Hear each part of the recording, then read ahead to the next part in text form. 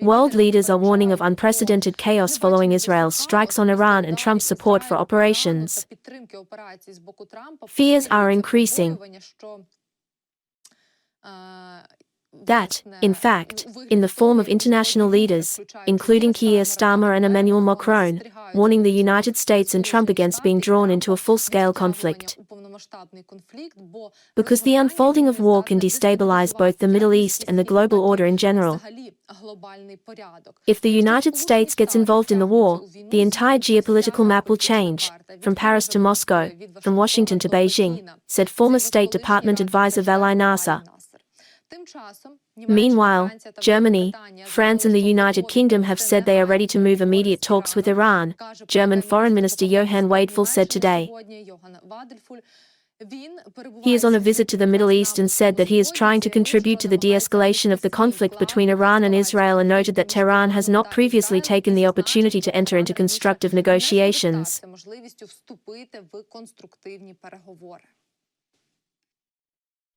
Germany, along with France and Great Britain, are ready. We offer Iran immediate negotiations on its nuclear program. I hope the proposal will be accepted. We see how European leaders are now actually trying to be as actively involved as possible in the process, just to knock out the cards of the Russian dictator Putin and still weaken the connection between Putin and Trump. Against the backdrop of renewed escalation in the Middle East, Europe is trying to demonstrate that it can also make mediation efforts to resolve this crisis. We will discuss more about the situation in the Middle East later, when we have a direct inclusion from Israel. In the meantime, only in the development of this topic, I will add that the United States Agency for Global Media recalled employees of the Iranian news service, Voice of America, from vacation. They, as you know, have been on paid leave for the past 3 months due to that the American government, on the orders of Trump, decided to close the Voice of America, among other things. And according to the New York Times, the day before, the service's website was updated with a selection of articles about the aggravation of the situation between Israel and Iran. At the same time, some Voice of America journalists complained that they were only now being returned to work in emergency situations, adding that the situation in the Middle East showed why the network should never have been closed. And continuing, so to speak, the news about Trump's totalitarian menace.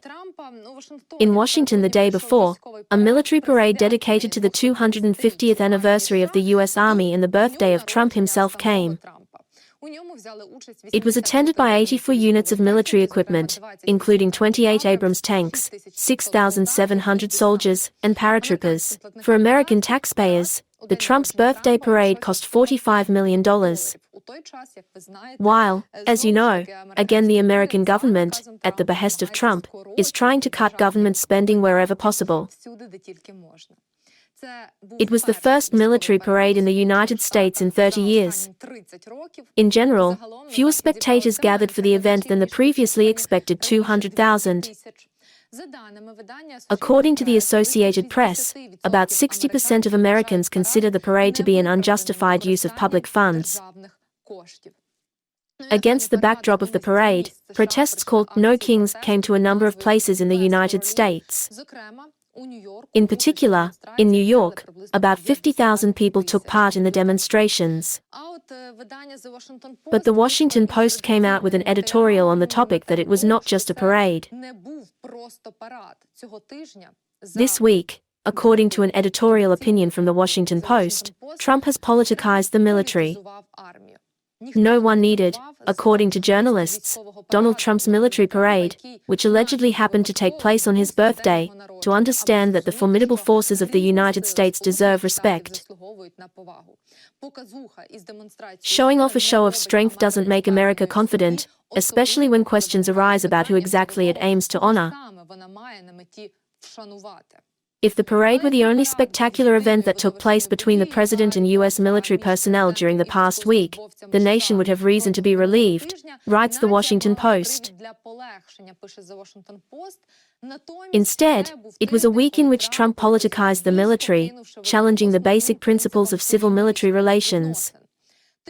The week began with the deployment of troops, including more than 4,000 members of the National Guard and 700 Marines, in response to protests by anti-immigration raids in the Los Angeles area.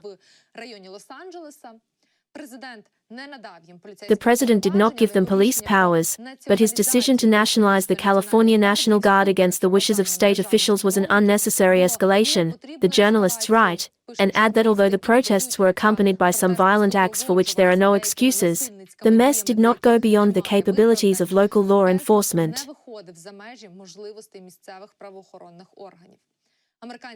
American leaders, journalists add, should consider the deployment of federal troops in a major American city as a forced, almost last, step in circumstances that can only be regretted. However, Trump seems to have enjoyed the politics of his stunt, fighting the governor of California on social media, and portraying Los Angeles as a hell of lawlessness in the Third World. In addition, on Tuesday, Trump held something like a political rally with military personnel at Fort Bragg in North Carolina. This event was supposed to be a regular presidential visit to boost the morale of military personnel and celebrate the 250th anniversary of the U.S. Army. And it is worth saying that the directives of the U.S. Department of Defense categorically prohibit military personnel from participating in party activities. But Trump encouraged it. Goods with the symbols of MAGA were sold on the spot. Before the event, military officials circulated a memorandum saying that if any soldiers have political views that are contrary to the current administration and do not want to be in the audience, they need to talk to their leadership and ask for a replacement.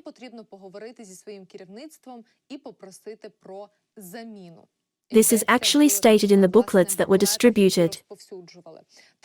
Trump also used the Fort Bragg event, journalists write, to draw the military into another political battle, announcing that he would restore the names of 7 Army bases that were originally named after Confederate leaders. Without going into details, one has only to know that this decision bypasses the will of Congress. Civilian control of the military is a sacred American value. But Trump also undermines these principles, likening, in fact, to a Russian dictator to one degree or another.